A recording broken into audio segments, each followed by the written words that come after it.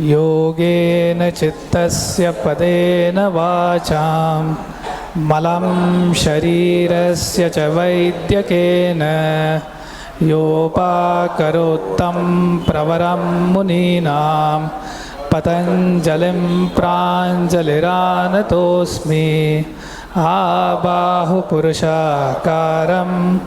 शङ्खचक्रासिधारिणं सहस्रशिरसं श्वेतं प्रणमामि पतञ्जलिं गुरुर्ब्रह्मा गुरुर्विष्णु गुरुर्देवो महेश्वरः गुरुः साक्षात् परब्रह्म तस्मै श्री गुरवे नमः हरिः ओम्.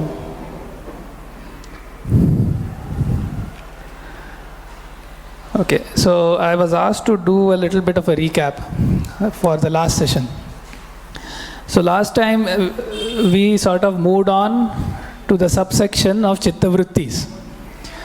Until then we had seen what is chitta, what is the chitti shakti or purusha, and how they relate to each other. Last time we made the transition into the chitta vritti subsection. And we saw the sutra number 5, which is vrittayaha panchatayyaha klishtaha, which means the vrittis are of 5 kinds, loosely translated, and they can either be klishta, which means they can generate klesha, or they can be problematic from the point of view of the yogic journey, or they can be aklishta, which means they are not problematic from the point of view of the yogic journey. And this klishta aklishta distinction applies to each of the 5 kinds of the vrittis. We also discussed how vrittis are not necessarily mutually exclusive in terms of time, how you could have more than one chitta vritti in place simultaneously at the same time. Then we discussed the klishta chitta vritti. Okay, so just to be clear, the vritti is anaya vartate iti vrittihi. So it is like the state or the form of the chitta. Then we saw that the klishta vritti and the aklishta vritti, they maintain their identity even when they are in the midst of the other kind. So if you have a flow of klishta vritti, the aklishta vritti still remains aklishta, even if it comes in the between the flow of the klishta vrittis. The vice versa is also true. Okay. Then we saw that any kind of vritti, whether klishta or aklishta, it generates a samskara of the same type. So it's sajatiya samskara. Samskara is like the impression or the color or the taint left on the chitta due to the vritti. So whenever there is a vritti, that results in a samskara. Then we saw that a samskara again generates a vritti of the same type. And therefore, there is the beautiful analogy of this being like a wheel, of the samskara vritti wheel. And hence, we discussed how having aklishta vrittis has a great value, because that's going to generate an aklishta samskara, which is again going to generate an aklishta vritti, and therefore it can take us in the yogic path. What is the yogic path? Yogic path is the cleaning the chitta to be ready for the samprajñāta yoga and asamprajñāta yoga. Samprajñāta yoga is when the chitta becomes profuse with the sattvika guna. The nature of the sattvika guna is to have true knowledge. And therefore, there is a line in the Vyasa Bhashya that clearly says that this wheel will go on, but when there is nirodha, the chitta ends up in sort of 2 states. One is atma kalpena vyavatishthate, which means when the chitta is almost full of only the sattvika guna and only the nirodha samskaras, which means the restraining samskaras, it takes the form of the purusha, the atma. So now this vritti is where it's almost 100% reflection of the Atma. So that's a Atma Kalpena Vyavatishtate. So this is akin to this is the Samprajñata Yoga, right? Samprajñata Samadhi. And then the other sort of final state that has been mentioned is Pralayam va gacchati iti, which means it gets merged into the fundamental Prakriti, the Pradhana Prakriti. Because as per Sankhya and Yoga, nothing comes out of the blue. There is a Satkarya Vada. So whatever has happened, there has been a cause, and it is the evolution that leads to all the creation. So the Chitta itself also emerged from the Pradhana Prakriti because of the sort of the contact with the Purusha, not the physical contact, but the relation between the Purusha led to the evolution of the Pradhana Prakriti, leading to the Chitta. When this wheel has stopped turning and you are in the sort of the ultimate state, the Chitta goes back into its original form. Essentially the Chitta has gone away and now it is back to the Pradhana Prakriti state. Right? So that is a quick recap of the Sutra number 5. The Sutra 6 simply listed the 5 kinds of Chitta Vrittis. It says Pramāṇa, Viparyaya, Vikalpa, Nidra, Smrutayaha. It's a compound word which lists the 5 kinds: Pramāṇa, Viparyaya, Vikalpa, Nidra, and Smriti. And there we discussed how the Yoga Shastra is categorically stating that from the point of view of the knowledge or the cognition that is there in the Chitta, it can be of exactly 5 kinds. There is no 6th kind. Right? That is what the 6th Sutra meant to emphasize. So now that we have done with the recap, let's go and look at each of the Chitta Vrittis one by one. Okay. So we'll start with the Sutra 7 that says pratyakṣānumānāgamāḥ pramāṇāni. First one again is a compound word, it's a samasa, which says the first type of Chitta Vritti is pramāṇa. Pramāṇa is made up of pratyaksha, pratyakṣam, anumanam, and agamaha. So we'll see all 3 of those. So firstly we'll say, what is this pramāṇa? So pramāṇa stands for valid knowledge. Okay? But what is valid here? What does valid imply? It implies that there is sufficient evidence to believe that this knowledge is true. Okay? It is not valid knowledge in the sense of it is morally right or morally wrong or that kind of thing. The pramāṇa is about whatever cognition or knowledge has formed in the Chitta, does that reflect reality or does that not reflect reality? That is the validity aspect being talked about here when we say pramāṇa. Then there are 3 types of pramāṇa. And why does it, so if you look at the various philosophical systems, right? Any darshana or a philosophical system has to deal with the nature of reality. Okay? So Sankhya will say there is prakriti, single prakriti, multiplicity of purushas, and there is a satkarya vada. So that is one aspect. Right? It is called ontology. Right? What is the nature of the reality? The other important aspect of any darshana or a philosophy is how do we gain knowledge of the world? That is epistemology. And therefore, the Yoga Sutras make it a point to cover that right up front, to say that what are the things that the Yoga Shastra accepts as pramāṇa. There might be other darshanas which might not accept all 3 of these as pramāṇa, right? Or there might be other darshanas that have a 4th pramāṇa. But yoga has exactly 3, which is pratyaksha, anumana, and agama, and we'll see what all of these are.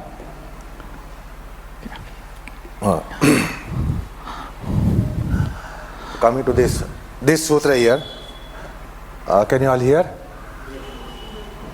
Pramāṇa. The pramāṇa in the philosophical process has been inquired furthermore deeper. It analyzes the very concept, very terminology of pramāṇa. That's aspects are prama, prameya,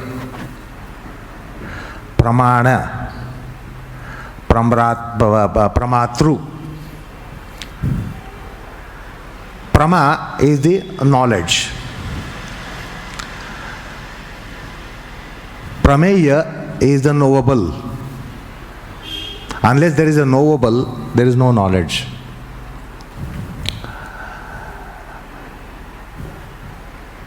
Then prameya, pramāṇa, pramatru, knower. So unless there is a knower, there is no knowledge. Unless there is a knowable, there is no knowledge. So that's how the word pramāṇa has come in. Unlike in English, they say it is valid perception or cognition. The cognition doesn't imply these things. It's just valid knowledge. But how does the valid knowledge come? There must be prama, prameya, pramatru, and pramāṇa, the means of knowledge. If there are no means of knowledge, you will not get the knowledge. If there is no object of knowledge, you will not get the knowledge. If there is no knower, you will not get the knowledge. So that's how this word pramāṇa has been investigated in philosophical systems and identified 4 factors, which are prama, prameya, pramāṇa, pramatru.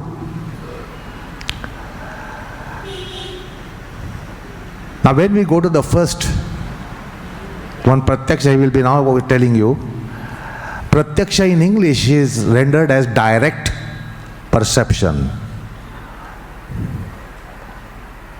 Pratyaksha is taken as direct, and apratyaksha is considered as indirect. But the word pratyaksha has not come here for direct, in the direct perspective.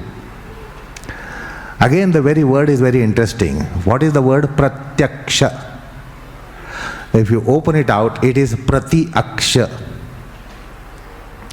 What is pratyakṣa? Aksha means eyes. Eyes come to represent all the senses of knowledge. It's not just eyes. It represents all senses of knowledge.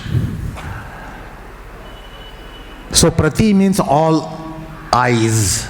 Pratyakṣa, each and every eye, all eyes is pratyakṣa.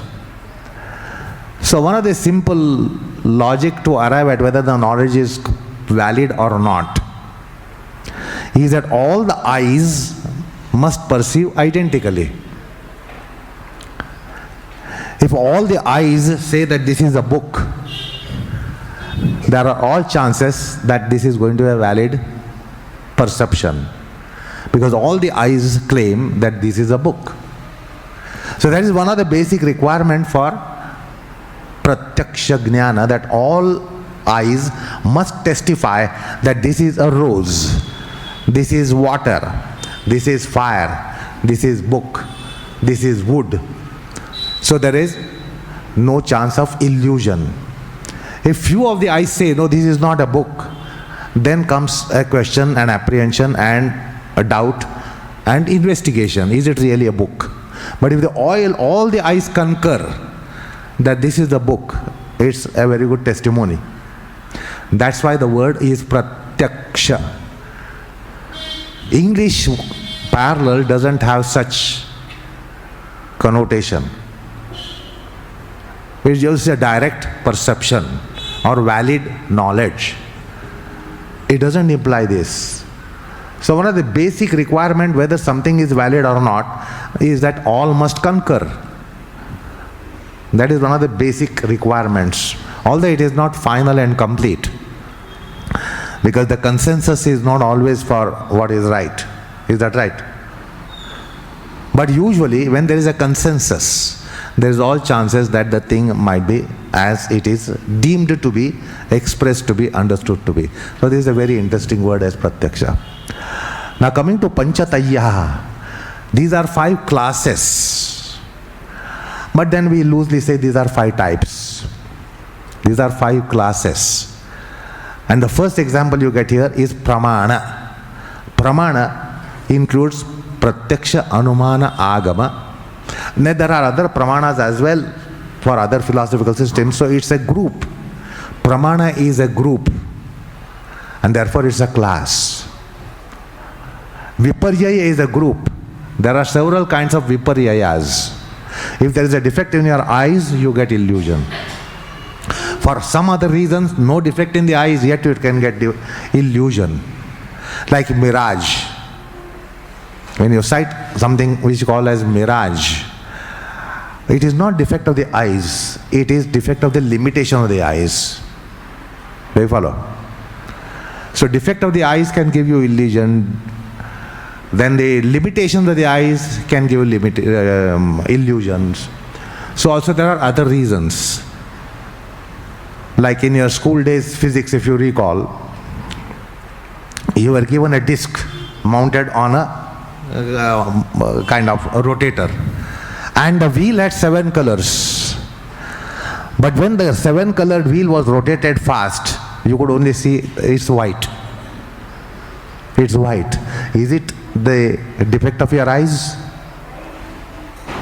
No, it is the phenomenon that if you rotate the 7 colors, it appears to be white.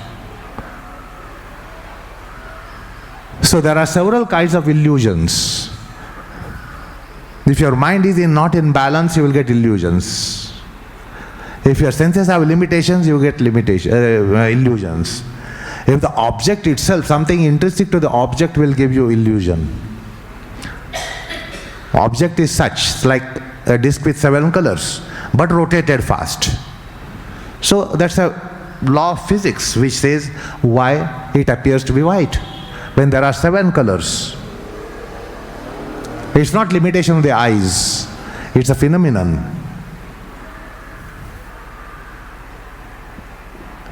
Rainbow. You see there are 7 colors.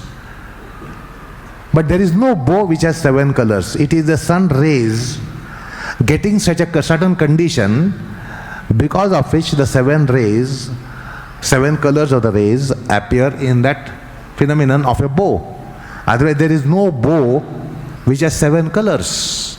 But it is the physical phenomenon that the light and the atmosphere, particular kind of atmosphere, that will turn out a rainbow with 7 colors. So illusions are several kinds. That's why these are 5 classes, not 5 types actually. 5 classes of vrittis. That's why the word Panchaparva. Anyway, now we'll proceed for pratyaksha. Yeah. So one question that might come to mind is, why is this relevant? Why is the chitta, understanding the chitta vrittis, why is that relevant to the practice of yoga?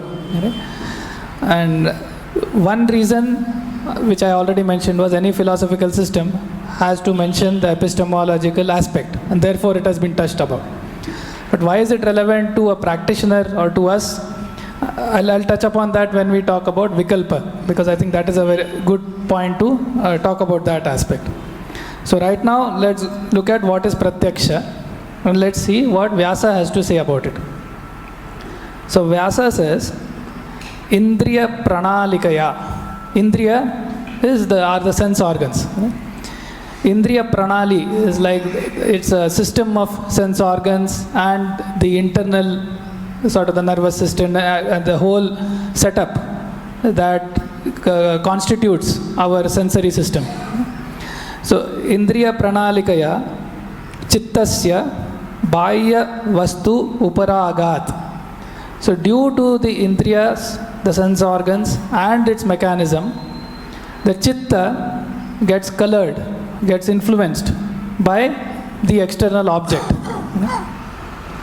And then tad vishayaha, so basically the chitta takes the form or the shape as a result of the coloring, like we discussed before, due to the sensory system. That is pratyaksha. Okay, so it's very again precisely defined what pratyaksha means. In short, it's also said indriya grahyam pratyakṣam. Right? Now, you see, loosely we say contact of the senses with the objects is pratyaksha. It's not contact, mind this. Vyasa clearly says uparaga. The chitta has to get colored with the object. Mere contact is not going to give you pratyaksha or valid knowledge. Many of the translations say that it is contact of the senses with the objects. It's not merely contact. After getting the contact, after contact is primary. But due to contact, there must be colorization. Uparaga. The chitta must get colorized. That is the important thing for pratyaksha pramāṇa, not just contact of the senses with the objects. And even within pramāṇa, there is a difference in the nature of cognition between pratyakṣānumānāgamāḥ and agama. And that is what Vyasa will now touch upon. He says, Samanya visheshatmanaha arthasya Visheshavadharana pradhana vrittihi pratyakṣam pramāṇam, which means the common aspects and the specific aspects of the object. And this is a big sort of field of discussion in the philosophical systems. So let's say we are looking at a cow. There is a lot of discussion about what is a cow, what is this cow, right? So generally, it is accepted in most systems that there is a commonality, the class, which says cowness. Every cow has cowness. That identifies the cow. But again, this specific cow has its own characteristics, right? It's black and white or brown or whatever. So the first aspect is the samanya. The second aspect is vishesha, right? So samanya is a general cowness.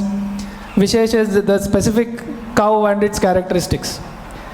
Pratyaksha is special in that it covers samanya as well as vishesha, and it is vishesha pradhana, because you are directly, the chitta is being colored by the object.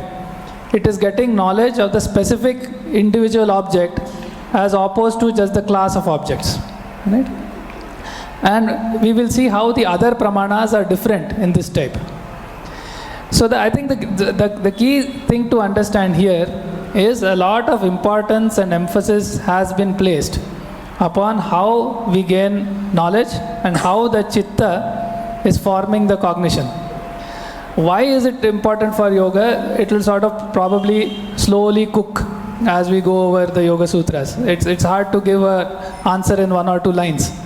But as we look at the upcoming sutras and we touch upon why all the systems have given importance to it, we will realize why it is necessary and important to understand this.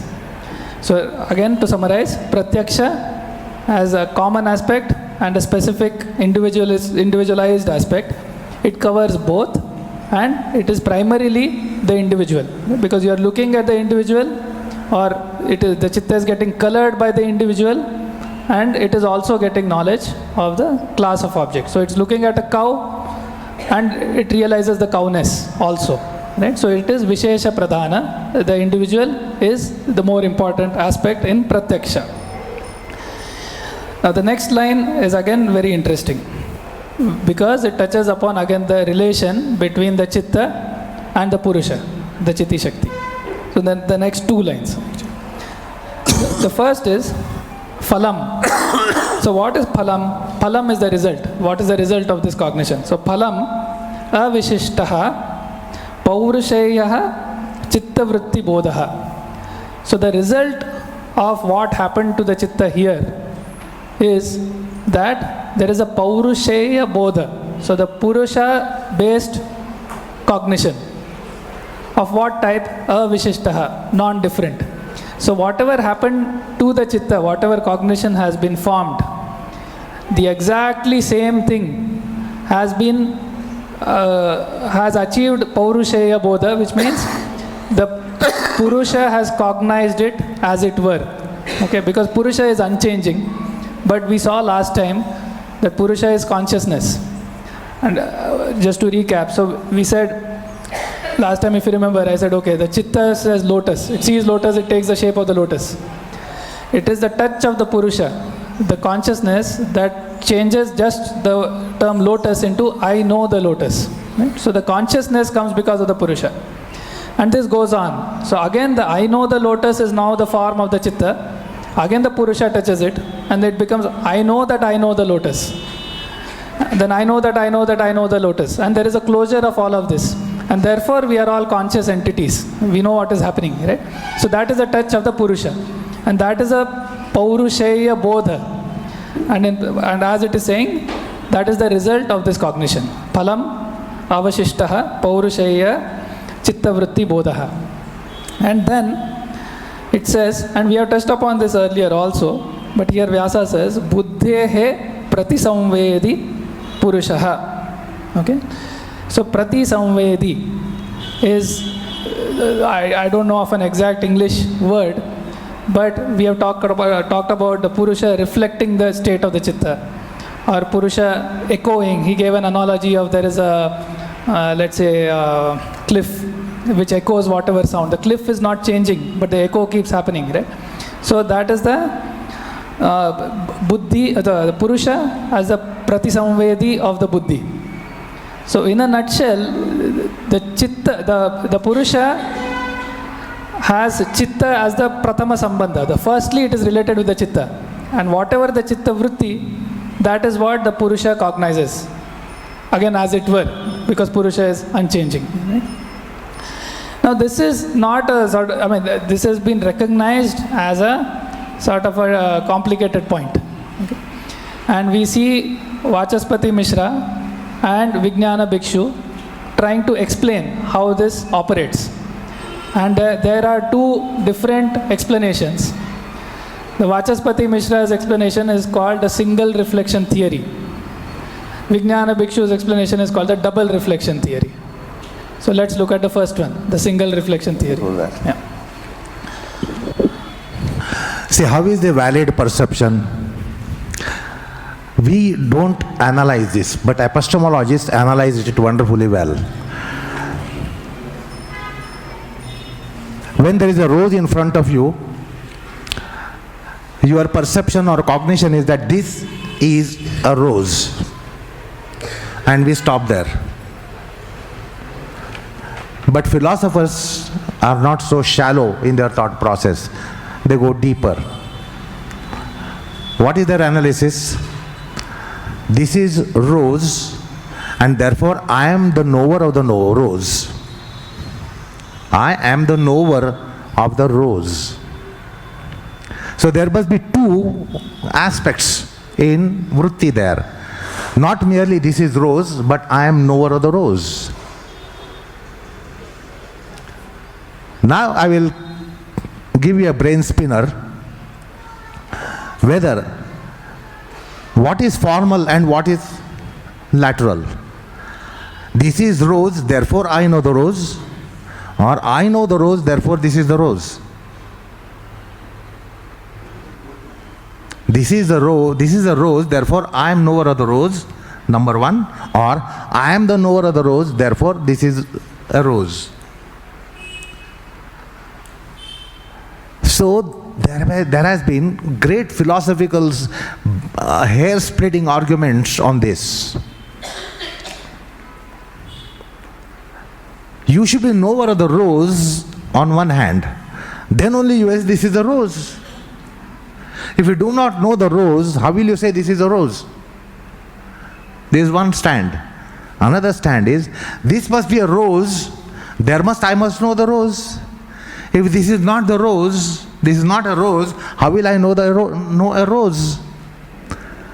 So one argument is that this is the rose must be former one, and I am the knower of the rose should be a lateral one. The others say, I know the rose should be former one, and this is the rose should be lateral one. And there is an enormous, furious polemic warfare. Now you have these two perspectives. Now back home, try to engage them in the battle and find out what is the outcome. Whether it should be a rose for me to know the rose, or it should be I to know the rose, therefore it is a rose.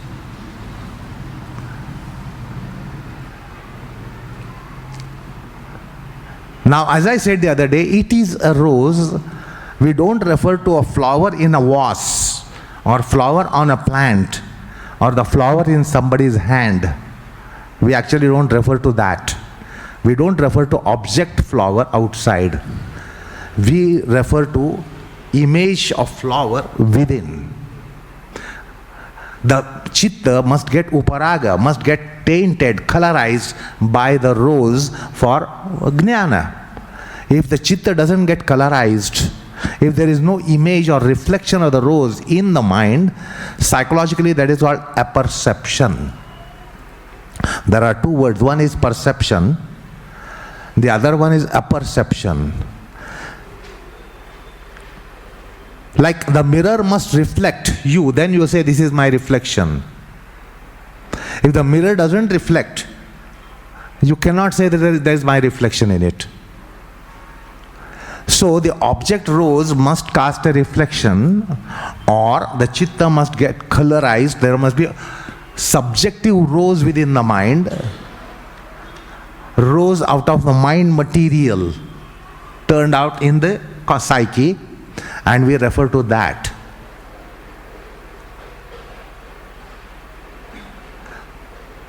So therefore there is a wonderful battle in philosophical system. In place of rose, they have taken the example of ghatam, pot. Ayam ghataha, ghatam aham janami. Ghatam aham janami, tasmat ayam ghataha. Ayam, it is inside. We don't refer to that actually in our psychological process. Indriya pranalikaya, which Vyasa has brought the word. Unless we have the process, our eyes are not merely cameras to catch the object. Nervous system must be triggered. What they call in psychology, neurology, as synapses. And therefore, like two live wires, if you touch, there's a lightning. Is that right? If two live wires, if you touch them, there's a lightning, spark. So similarly, there has to be a spark in the nervous system, and therefore it's an illumination kind of form for subjective object, or the object within the subjective entity. So there must be a nervous system, then there must be a visual center in the brain triggered. If you consider the neurology, if that is not triggered, you will not see. So visual center in the brain must be triggered. There must be synapses in the nerves of the eyes. There must be synapses in the visual center in the brain. Then you will get to know that, you will get the cognition, this is a rose. So much of phenomenon is there. So Indriya Pranalikaya has a great purport underlying it. By the system of the senses, he referred to system of the senses. He doesn't say senses give you perception. That is very hollow and shallow statement. Senses give you perception is a very shallow statement. Indriya Pranali, the system behind the senses, is very important aspect. Therefore, those days, understand, they were so clear and they were really wise enough. Try to understand, infer the time of Vyasa's commentary. It was not after the advent of neurology, the subject, speaking about the brain, speaking about the eyes, speaking about the nervous system, well before that. That's why he has the word Indriya Pranalikaya. Anyway, I remind you of the battle that you must have back home. Engage them in a battle. Whether Ayam Ghataha, therefore Ghatam Aham Janami, or Ghatam Aham Janami, therefore Ayam Ghataha. That is rose because I know the rose on one hand, or I know the rose, I am knowing the rose, therefore it is a rose. So these are the two vrittis. I know the rose is a Paurusheya vritti, referred to here. I am knower, subjective entity has been brought in. Otherwise, that is rose is just objective entity. Where is the subjective entity? In a perception or cognition, that is rose, that is a pot, that is road, that is water, that is fire. Where is the subjective entity there? There is no subjective entity. For cognition, there must be subjective entity. Otherwise, it's not cognition. Otherwise, the rose is rose. In any case, the rose is rose. So I know the rose, there is reference to subjective entity, paurusheya vritti and chitta vritti. And that's why he refers to both. You might say, why they are making the thing so complicated? Why are they making this thing so complicated? This is after all like a forensic language. See, you and me agree to do something, we enter an agreement mutually. That is not sufficient. We go to an attorney, get it drafted. Is that right? Get it drafted. You know your agreement. You read the document, you will not know 1% of it. The language is such.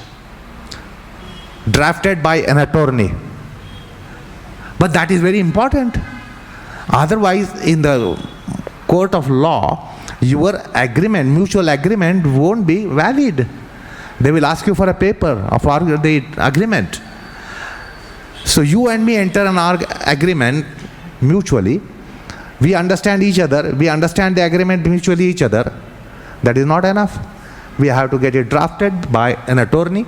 And then it has to come in forensic language. And the forensic language will protect interest of both the parties. So philosophy has to go for these forensic investigations and not just make it simple for everyone to comprehend. Do you follow? That's why such deep analysis are there, and the things seem to be made complicated.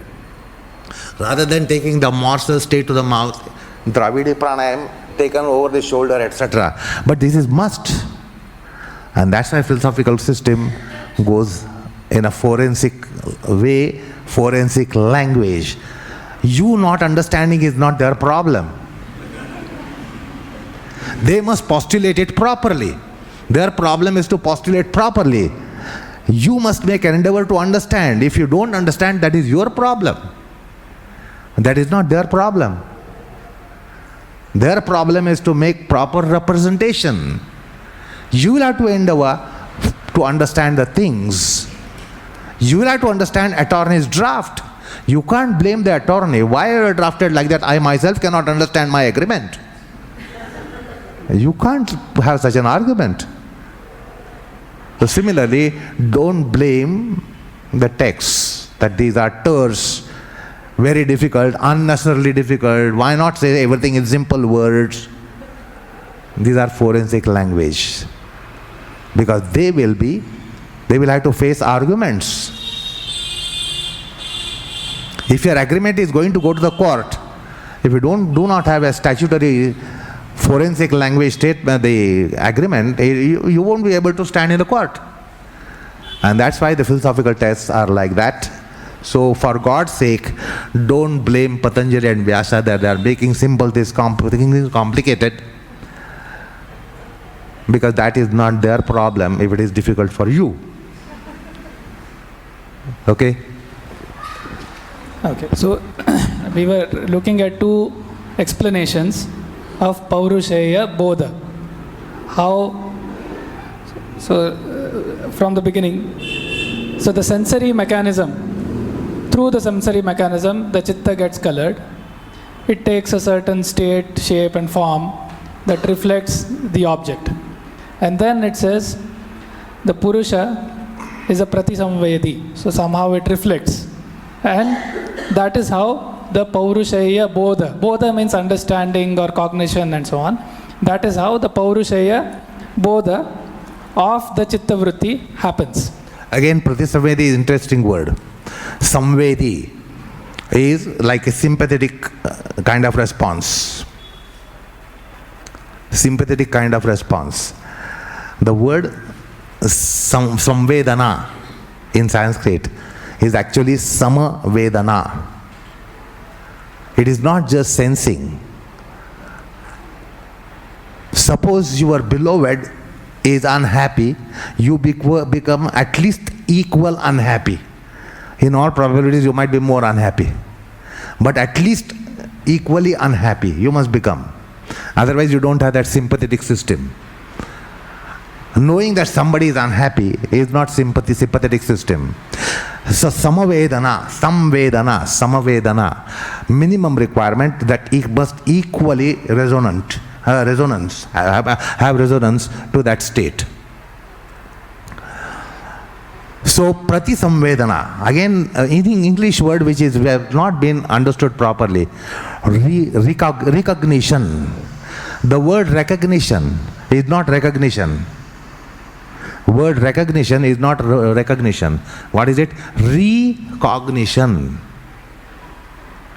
The word, even English lexicographers are not aware of this. Recognition is recognition. Chitta has cognized. Purusha has recognized. That is pratisamvedana. Like the mirror, undistorted, uncontorted mirror gives the reflection of the object as it is, without slightest difference. Is that okay, right? So Purusha is like that. He will recognize what is cognized by Chitta, which will be ditto emulation of the cognition. No slightest difference there. That is Paurusheya Vritti, Paurusheya Chitta Vritti. Okay? So that's the Pratisamvedi. He gets the same reaction, same sensation, same sympathetic trigger that the Chitta gets. That's why Pratisamvedi, recognizer. And please understand this English word as it is, recognizer, not as taken as recognizer. Recognition, I recognize. Because to recognize, you must have seen on earlier occasion. Is that right? If you have never seen a person and never ever before, you can't say, I recognize this person. You are seeing for the first time. So your first or earlier perception and current perception must match. Then you say, I recognize. So it is recognition, not just recognition. This word has been smoothened and therefore it has lost its shape by overuse. Pratisamvedi is the word.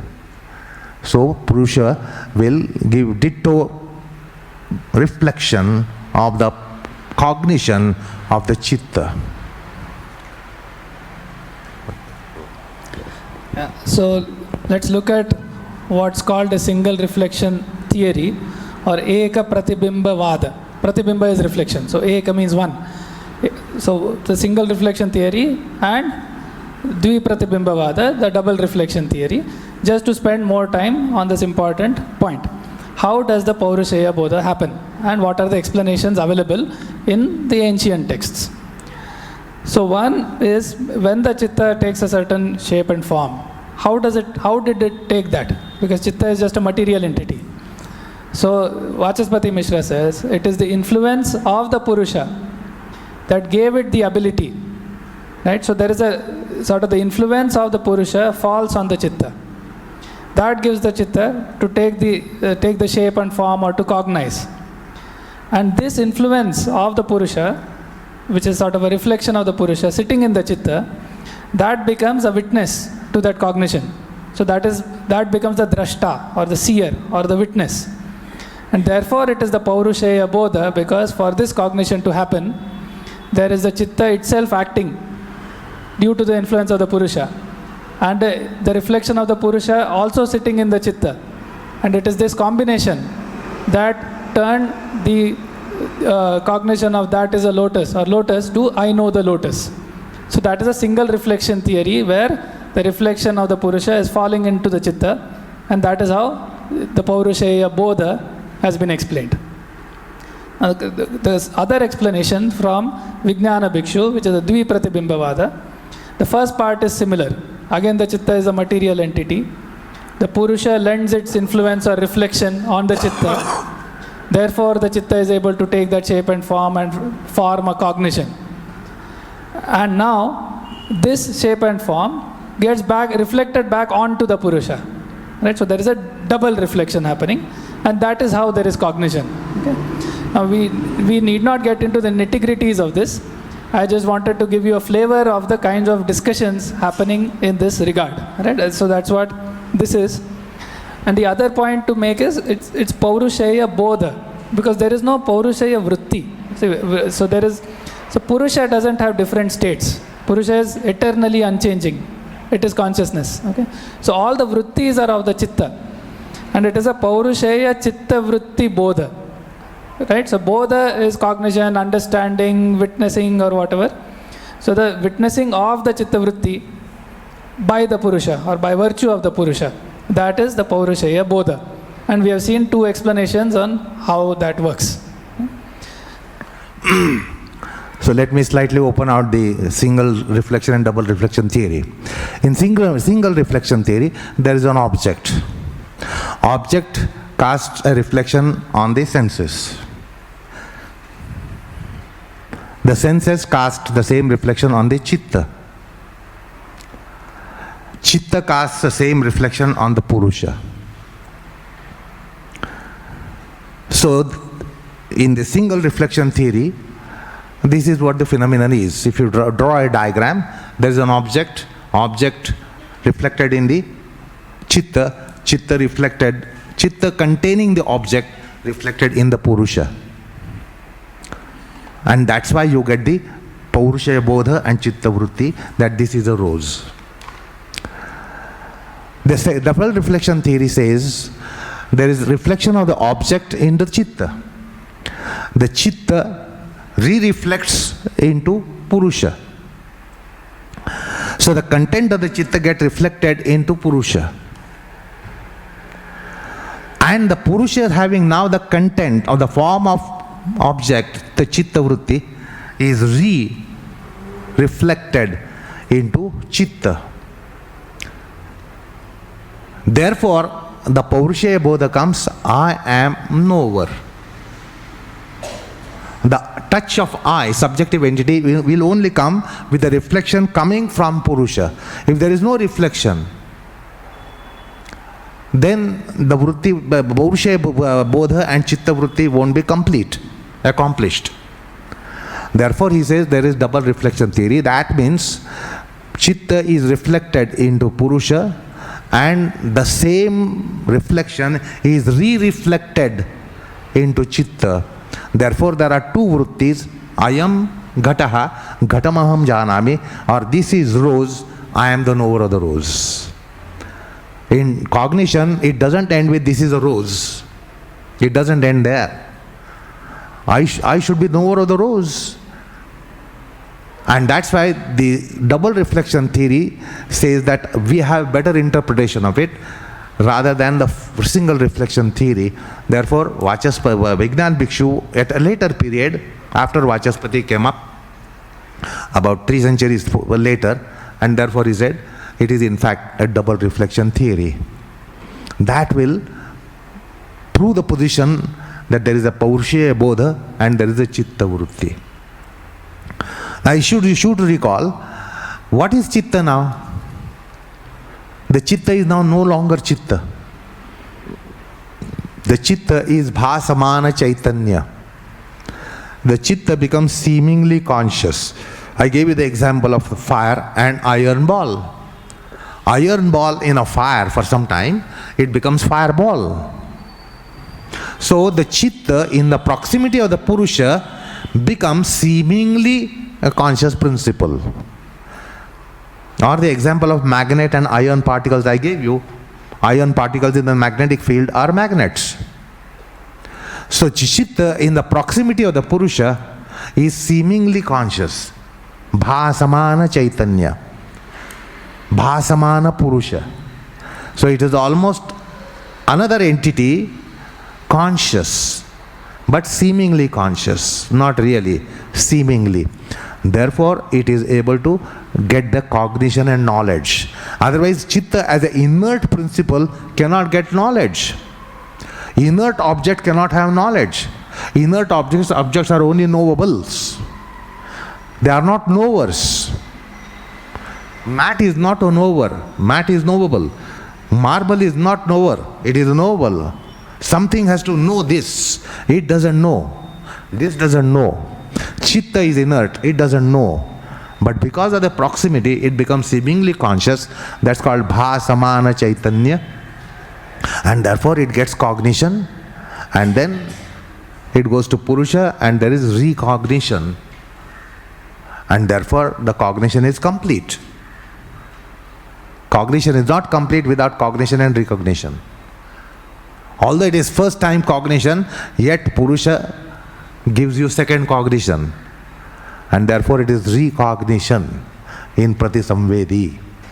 So these are the two theories as to how knowledge or the vritti occurs.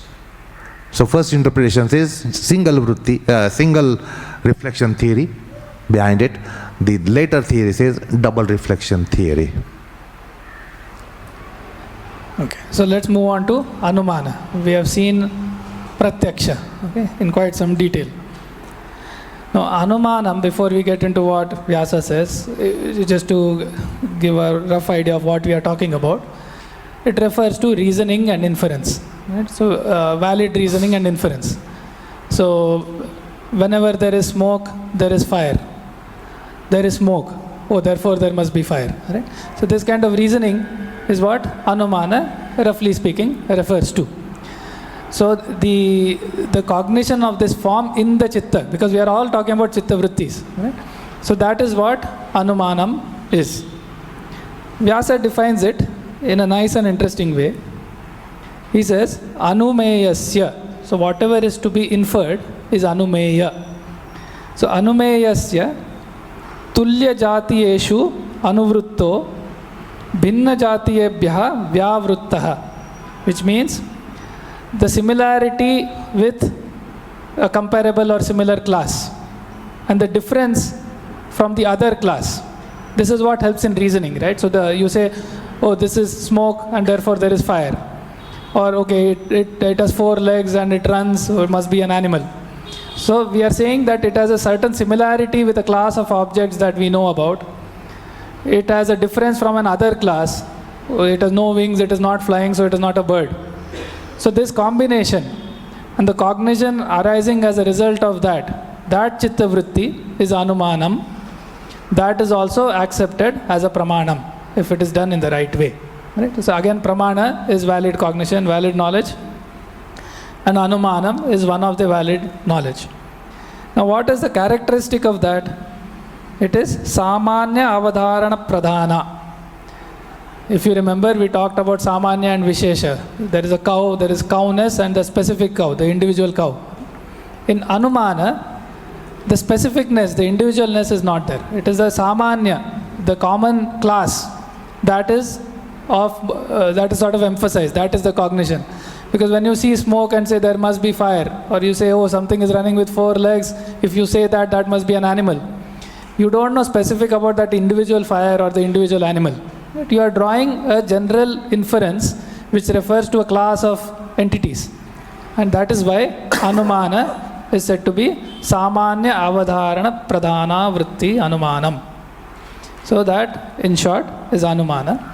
And whatever we talked and explained about the Paurushaya Bodha, how the Purusha interacts with the Chitta and all of that, with respect to Pratyaksha, it holds for Anumana. In fact, it holds for all the Chitta Vrittis. So whatever was discussed there was not specific to Pratyaksha, it holds for all the Chitta Vrittis. And that is what we want to say about Anumana. That's what Vyasa says. The next one is Agama. So here you can understand the Pratyaksha Avadharana Pradhana and Samanya Avadharana Pradhana. Former is Pratyaksha, the later one is Anumana.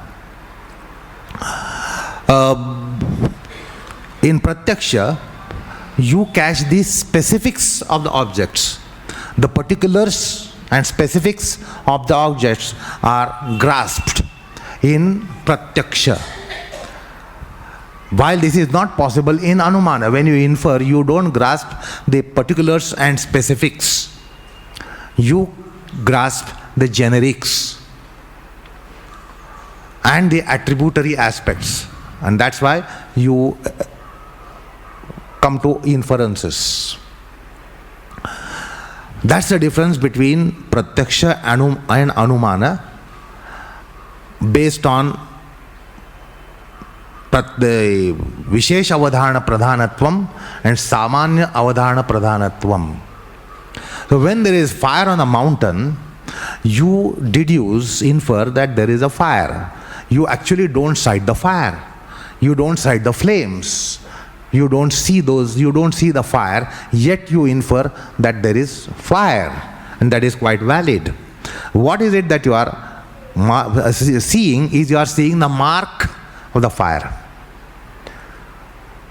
Smoke is the mark of the fire, and the fire is the marked with reference to smoke.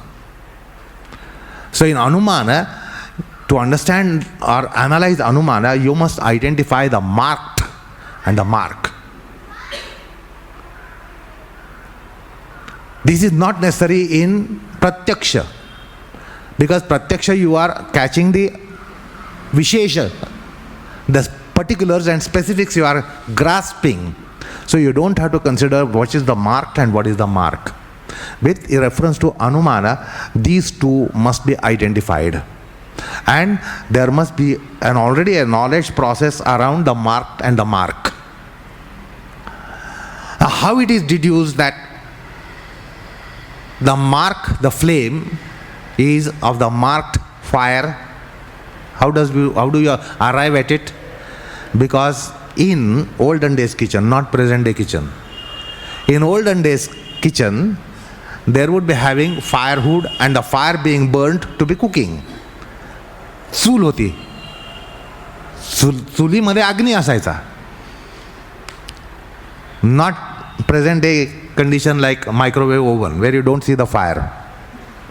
You don't see the fire in microwave oven. However, it does the job of the fire. But wherever there is a fire, you see there is a smoke. You have seen that in kitchen. So kitchen shows you the fire, kitchen shows you the smoke. And you see that the smoke is coming out of fire.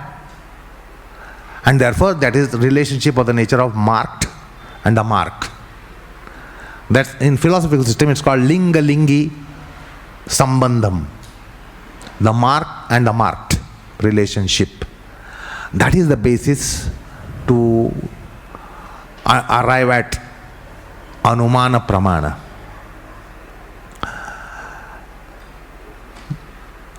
Then Sajatiya and Vijatiya. You have seen direct perception with reference to where there is fire, there is possibly a flame, or the fume, or the smoke. So wherever there is a fire, there is possibly a smoke there as well. But Vijatiya Vastu, there is a lake, water reservoir or water body, you don't see the smoke there. That is Vijatiya. When there is a water body, you don't see the smoke there. But when you see fire, you see the smoke there. So that is the Sajatiya and Vijatiya. So this is again basic consideration to understand inferences, how the inferences are drawn. So there is a Vyavrutti, exclusion of Vijatiya, and inclusion of Sajatiya. Wherever there is a fire, there is a smoke. Wherever there is no fire but water or ice or snow, you don't see the smoke. Because there's a what you call as exclusion. The fire is excluded in water body. Fire is excluded in snow or ice. However, you can't exclude smoke from fire. That's why Sajatiya, Vijatiya. In order that your basis of inference should be proper, this is an important consideration. How do you infer that this is smoke and there is a fire behind smoke? because you have established relationship between fire and smoke, and such relationship is excluded in water and smoke, or snow and smoke, or ice and smoke. So these two are important considerations: sajatiya, vijatiya, vyavartana, inclusion and exclusion. Avartana, vyavartana is an important aspect in inference. So again, this is a forensic kind of definition for inference. You and me just call something as inference. We don't go into details about how this is inference. We say this is inference.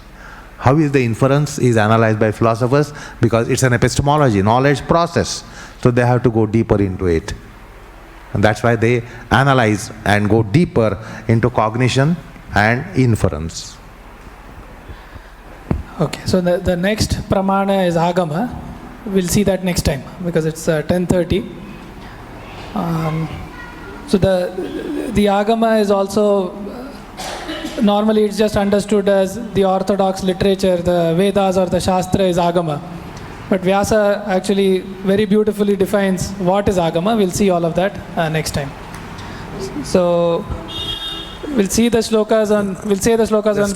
Just a prelude to that. Agama, here Patanjali has used the word agama.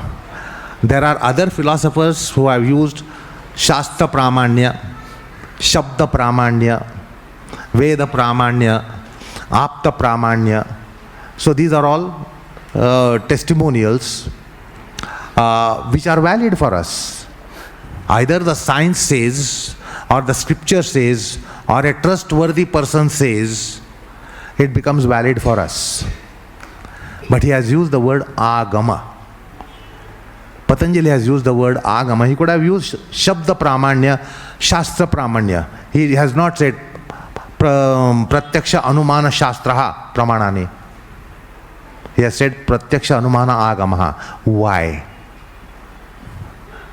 It's a very important inquiry, which we will not do today. Okay. Thank you. Okay. Again, today you repeat after me. Vaijñānikah shikshakatve kalākāra āsaneshu yah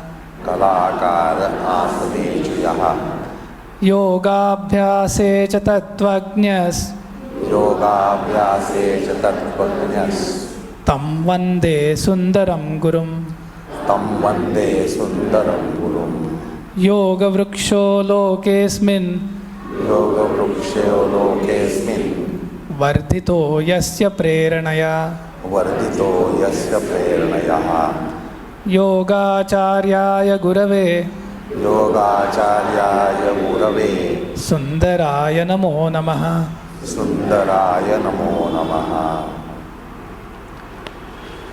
So those who want to leave can leave. We'll stay back for about 10 minutes for any questions. Yes.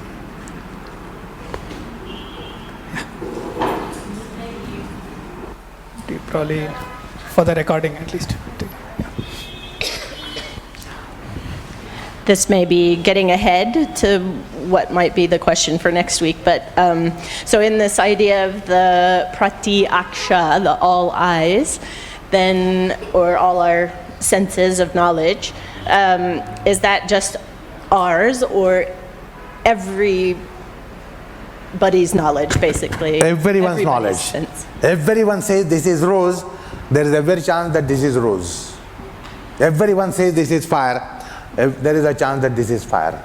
If you say this is fire, then there can be apprehension, there can be inquiry. But everyone says, concurs that this is rose, all chances that it is rose.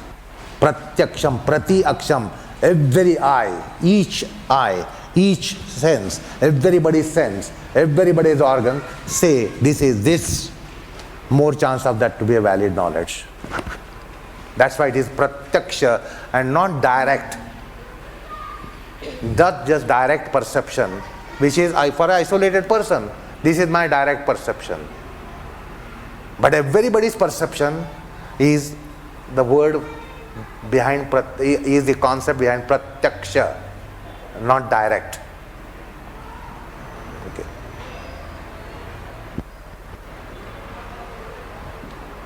last class, we had spoken about the I, where you had told that I had used that word, the ego.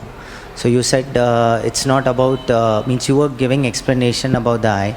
And then I happened to read something about sattvic, rajasic and tamasic I.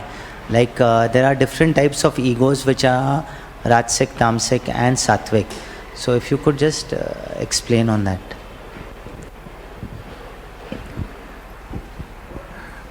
See, because we are all in mundane gravity, I inquires. Our I inquires everything. Our I is inquired by others. We don't go into inquiry of our own I. And spirituality gives you this first lesson that you must go in your inquiry. Now about, see your pronoun I will put some questions. Tell me which is your real I. Your I when you are with your spouse. Your I, pronoun I entity, when you are with your children. Your I, pronoun I, when you are with your friends. Your I, when you are in your workplace. Your I, when you are in profession. When you are I, when you are back home, isolated, single. Which is your real I? Everywhere you say, this is me. I am at home, single. I am with my wife. I am with my children. I am with my friends. I am with my acquaintances. I am with society. Who is the real I? Which is the real I?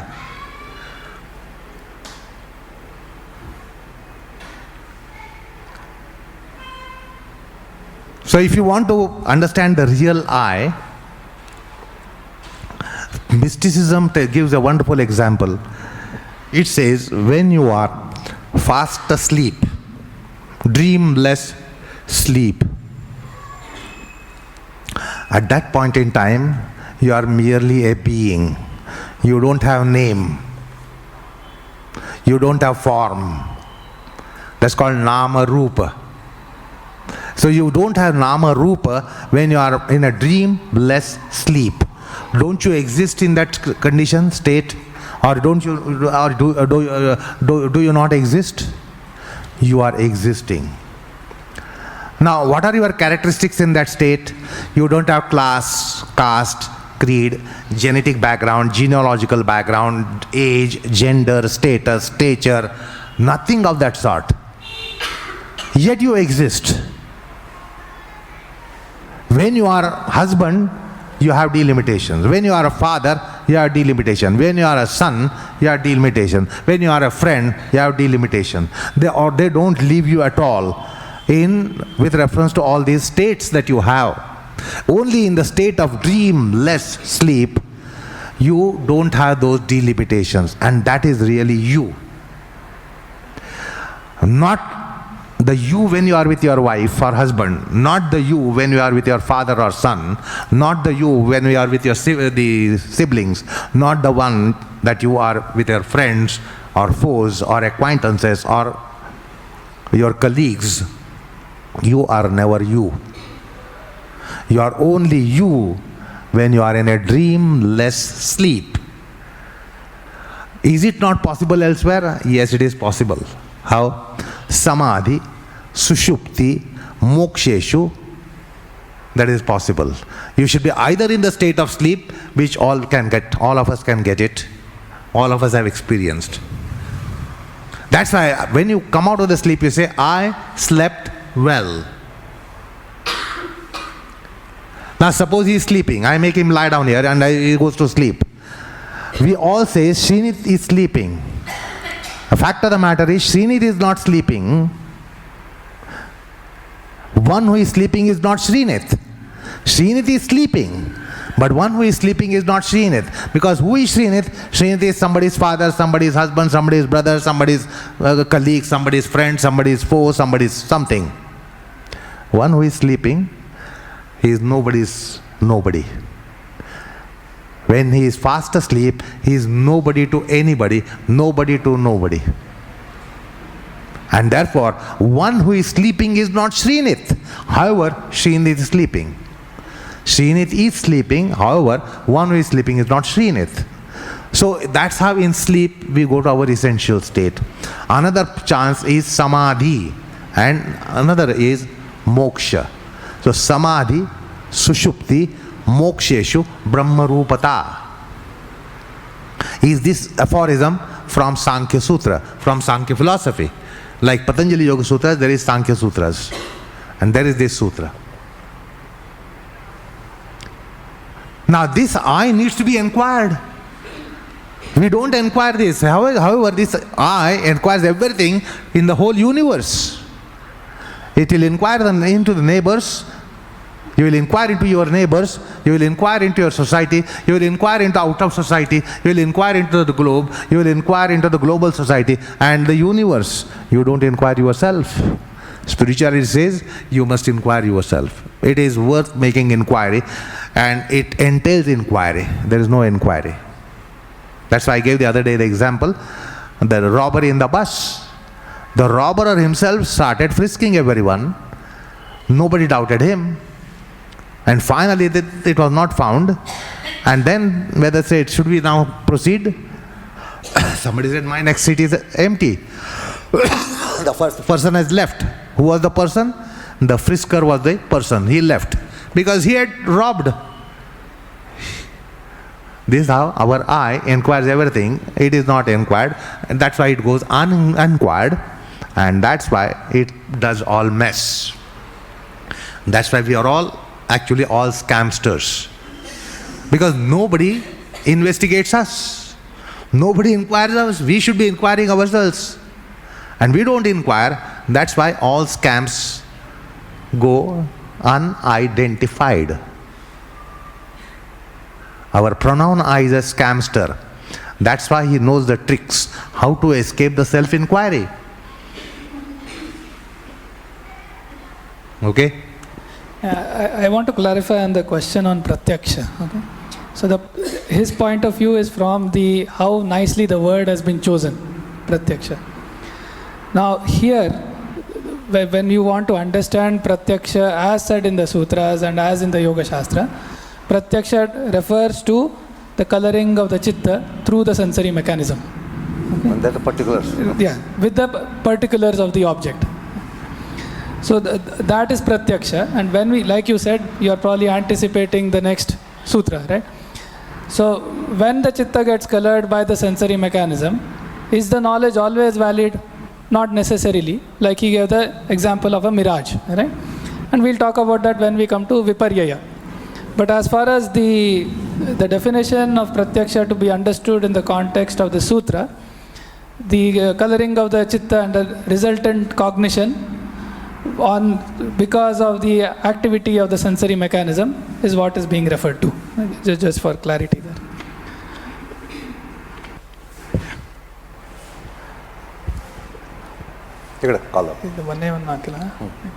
This is the last question. Huh? Yeah. We'll continue next time. Pranam Guruji. I wanted to ask, you said the coloring of the chitta, the pratyaksha is as a result of the coloring of the chitta. So Anuman is as a result of the pratyaksha, and both of them is it because of the coloring of the chitta? If that is the case, can the chitta is as a result of the conditioning of the environment, people who have influenced us, can it be changed?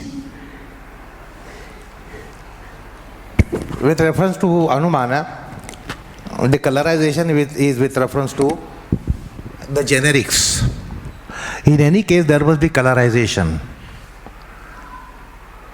Otherwise, you will not get any cognition. So in pratyaksha, it is with reference to the particulars of the object, while in inference, it is to in the generics with reference to generics of the object. However, colorization is there. So in Anumana, the chitta gets colorized by the smoke, and therefore resultantly Purusha seems to be getting colorized by the smoke, and therefore with the syllogism behind Anumana, it is deduced that there is a fire.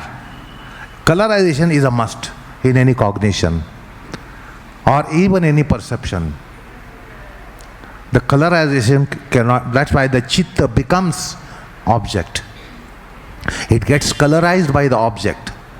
It's not just photographic image. We say, I heard, I saw. It's not just seeing, it is not just hearing. The chitta takes the form of the object. This is an important aspect in the psychology of senses, psychology behind knowledge. All right, so we'll stop here and save your questions. Maybe next time we'll have more time. Thank you.